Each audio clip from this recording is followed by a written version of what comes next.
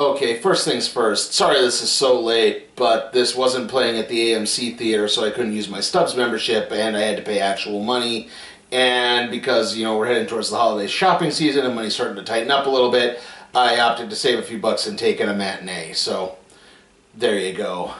Anyway, Black and Blue concerns Alicia West, who has returned to New Orleans after the passing of her mother and 2 stints in Afghanistan, wanting to make a difference, so she's joined the police force. She's on her 3rd week when she basically takes a double shift for her partner Kevin Jennings and is assigned to a veteran officer named Deacon Brown, who has no problem basically exploiting old school tactics and using excessive force to do things like break up fights. Brown basically explains, and he's also African American, as is West, so he basically explains to her that when the old neighborhood sees her, they don't see one of them. They don't see one of their old neighborhood. They basically just see a cop.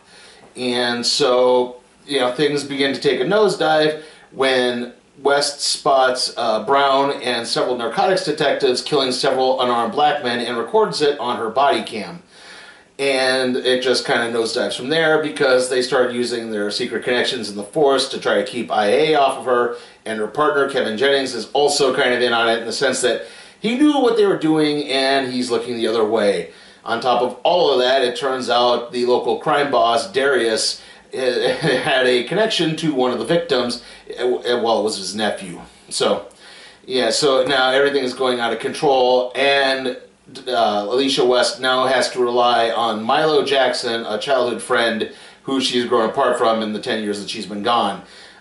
Basically, she's kind of looked at as a bit of a turncoat to her friends as well, because not only, did she join the police force, but before that, she skipped out on them. She had gotten sent to juvie a couple of times, and she opted instead to volunteer for military service. So, again, she's kind of looked at a little bit as a traitor in that sense.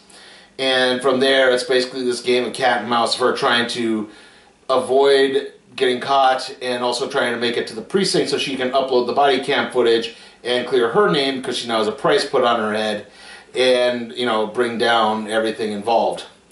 So, yeah, that's basically it.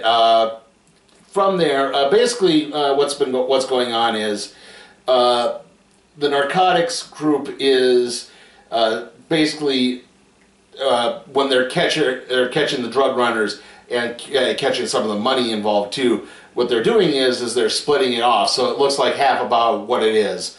So yeah, they only report half of it, and then they take the other half and split it amongst themselves so they get some extra cash. So that's what's going down there.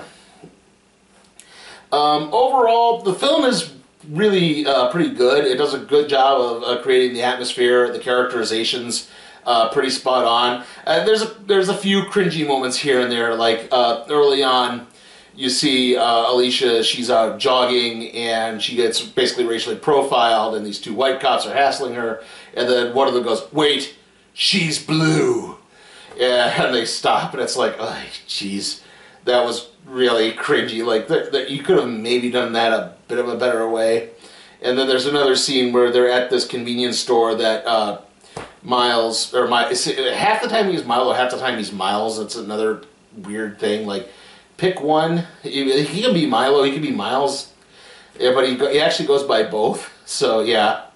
But he works at this convenience store / supermarket, and she sees this kid with a skateboard. She tries to make some small talk with him, but the mother, who's actually an old childhood friend, basically shoos them away, and says, "We don't want to talk to you."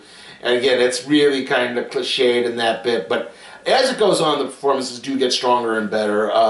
The dirty cops are really kind of dirty and scuzzy. Like they're not painted as being troubled, but it's still kind of heroic. No, they're out and out jerks, and you get the idea that they really don't care. They say they're trying to clean up the streets, but really they're just trying to line their pockets. So you do get a lot of really good things in there. Overall, too, the pacing of the film is, again, mostly good, though it does hit a couple of weird lulls in this where things are just getting kind of repetitive, where it's like someone finds something out. It's like someone finds something out. She learns she can't trust this guy. So, she turns on them and starts running away, and she's wounded, and you get all that again and again. And finally, she's from this, basically this apartment complex called the Kingston Manors, which is a place where she grew up as a child, but it's a place now that's so violent that cops don't go in there unless there's a cop in trouble. And so she basically it's also where Darius, the gang leader, is holed up. So, and he has basically Miles gave himself up as a hostage to try to get her away. But she comes back, she has the body cam, and she says, look, see for yourself what happened. And, they hack the body cam, and that's where everything falls out there. And eventually, the good guys do win. So, you do kind of, but it is kind of you don't know if she stays with the Force necessarily, because at the end, again, she just visits she and Miles visit her mother's grave and they say, like, and he says, hey, thanks for helping. Yeah, it's sort of hey, you made me realize that not all cops are bad. Yeah, so this is a little cliche, but it's very well done. I think it's really well shot. It does a good job of capturing that kind of, the urban problems, especially in a place like New Orleans where, the damage from Katrina is still very much there. You still see it. So it does a good job of painting the problems between the police force and, the ordinary citizens who live in that area, and the racial profiling and everything involved. So again, like, it does a good job of that. There's just a few cringy moments here and there sometimes, and it does sour it a little bit, but not terribly hard. I am going to give Black and Blue a B. Wanna be a crime fighter? New cops and robbers police station from Matchbox. There's been a jailbreak. The police race from the jail. Turn the searchlight on. Pop the helipad. Now the chopper's on their tail. Lower the gate, they're getting away. But you spot them, stop them. Lock them up. Good job. Now you're the hero cop. New cops and robbers police station from Matchbox. All these sets connect to the new cops and robbers police station from Matchbox. All sets and vehicles sold separately, batteries not included. Okay, trailer time, and nothing new this time by, unfortunately. Just a bunch of stuff we've had before. We had Bad Boys for Life again, Dr. Sleep again, 21 Bridges again, a film I'm still surprised has not yet come out. I think it's coming out I know it's coming out in November. I'm fairly certain of that. I think it's coming out like the same week as Frozen 2, so yeah, this thing's dead in the water. Which is a shame, because it actually kind of looked like a good movie, but yeah. Anyway, Ford versus Ferrari again, Midway again, and then we closed off with Queen and Slim again. So, yeah, nothing too spectacular there.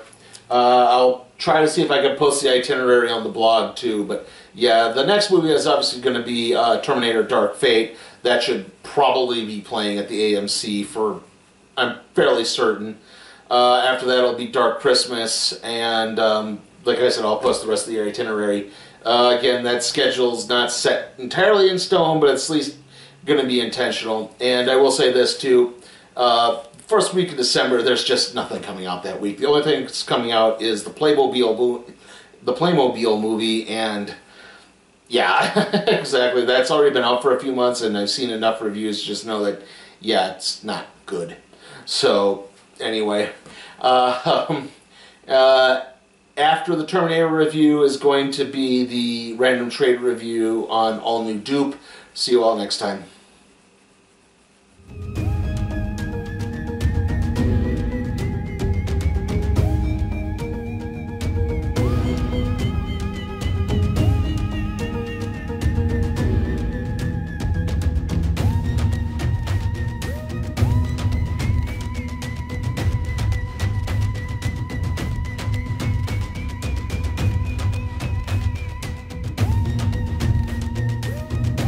Hey guys, check out my Patreon and see how you can request a movie for me to review, even if it's some stinker like A Dog's Way Home or the Sonic the Hedgehog movie. Also, if you like what you see, give the video a like, share, subscribe, and don't forget to ring that notification bell.